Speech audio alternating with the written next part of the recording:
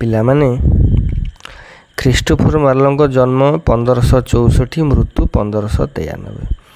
Universities ୱିଟ୍ସଙ୍କ ମଧ୍ୟରେ ମୁଖ୍ୟ ସ୍ଥାନ ଅଧିକାର କରନ୍ତି ମାର୍ଲୋ।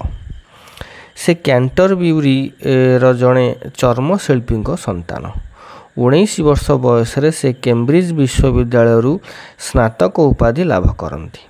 ତାପରେ ପରେ ଲଣ୍ଡନ ସହରର ରଙ୍ଗମଞ୍ଚ ସମ୍ପର୍କରେ ଆସନ୍ତି। ସେ ଥିଲେ ନରୀଶ୍ୱରବାଦୀ। ଅଭିନେତା ଜୀବନ ଭିତରେ ତାଙ୍କର ଚାରିତ୍ରିକ ସ୍ଖଳନ ଦେଖାଦେଇଥିଲା। ସେ ଘୃଣ୍ୟ ଜୀବନଯାପନ କରିବାକୁ ଲାଗିଲେ। ଏହି ପରିସ୍ଥିତିରେ 29 ବର୍ଷ ବୟସରେ ସେ ଛୁରାଘାତରେ ପ୍ରାଣ ହରାଇଥିଲେ। ଜୀବନର ଏହି ସ୍ୱଳ୍ପ ପରିସର ଭିତରେ ତାଙ୍କର ଅସାଧାରଣ ନାଟ୍ୟ ପ୍ରତିଭାର ପରିଚୟ ମିଳିଥିଲା। ସେ ମଧ୍ୟରୁ ଡକ୍ଟର ଫଷ୍ଟସ୍ ହେଉଛି ଅନ୍ୟତମ। ତେଣୁ ଏଇ ଯେଉଁ ଡକ୍ଟର ଫଷ୍ଟସ୍ ରେନେସାଁର ଜ୍ଞାନ ପିପାସାକୁ ଉପଜୀବ୍ୟ କରି ଏ ନାଟକଟି ଲିଖିତ। ମନୁଷ୍ୟର ବିଦ୍ୟା ଓ ଜ୍ଞାନ ଡକ୍ଟର ଫଷ୍ଟସ୍ଙ୍କ ପାଇଁ ଯଥେଷ୍ଟ ନୁହେଁ। ସେ ଏଭଳି ବିଦ୍ୟା ଚାହେଁ ଯାହାଦ୍ୱାରା ମଣିଷ ନିଜର ସମସ୍ତ କାମନା ଓ ପ୍ରବୃତ୍ତି ଚିରତାର୍ଥ କରିପାରିବ। ତାନ୍ତ୍ରିକ ବିଦ୍ୟା ସାଧନରେ ସେ ବ୍ରତୀ ହୋଇଛି କିଏ? ଡକ୍ଟର ଫଷ୍ଟସ୍। ଏଥିପାଇଁ ସେ ଶୈତାନ ଲୁସିଫର ସାଙ୍ଗରେ ଚୁକ୍ତି କରିଛି।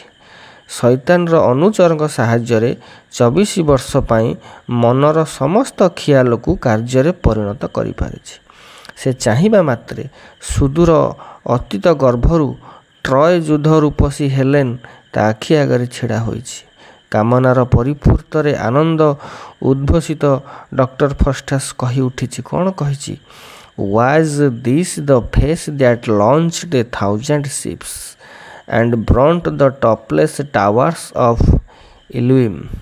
Sweet Helen, make me immortal with a kiss. କିନ୍ତୁ ଠିକ୍ 24 ବର୍ଷ ପରେ ଗୋଟିଏ ମଧ୍ୟରାତ୍ରିରେ ଶୈତାନର ଚୁକ୍ତି ଅନୁଯାୟୀ ଡକ୍ଟର ଫଷ୍ଟସ୍ର ଆତ୍ମାଟି ଦାବି କରିଛି। ସେହି ମୁହୂର୍ତ୍ତରେ ଫଷ୍ଟସ୍ ମର୍ମାନ୍ତିକ ବେଦନା, ଅସ୍ଥିରତା ଓ ମାନସିକ ଦ୍ୱନ୍ଦ୍ୱ ପ୍ରାଣମୟୀ ଭାଷାରେ ପ୍ରକାଶ ପାଇଛି। ଡକ୍ଟର ଫଷ୍ଟସ୍ ଯେଉଁମାନେ ରେଜିଷ୍ଟ୍ରେସନ୍ କରି କୋଚିଂ ନେଉଛ ସେମାନଙ୍କୁ ମୁଁ ଦେଇଦେବି ଡକ୍ଟର ଫଷ୍ଟସ୍ର ତୁମ ଯେଉଁ ସିଲାବସ୍ର ଅଛି ଆକ୍ଟ 5 ସିନ୍ 2ର ତା'ର ଯେଉଁ ନୋଟ୍ସ ତୁମମାନେ ତାକୁ କଲେକ୍ସନ୍ କରିକି ପ୍ରାକ୍ଟିସ୍ କରିକି ଲେଖିବ। ଆଜି ପାଇଁ ଏତିକି। ପୁଣି ଦେଖା ହେବ ନେକ୍ସଟ କ୍ଲାସ୍ରେ। ରହୁଛି। Have a good day.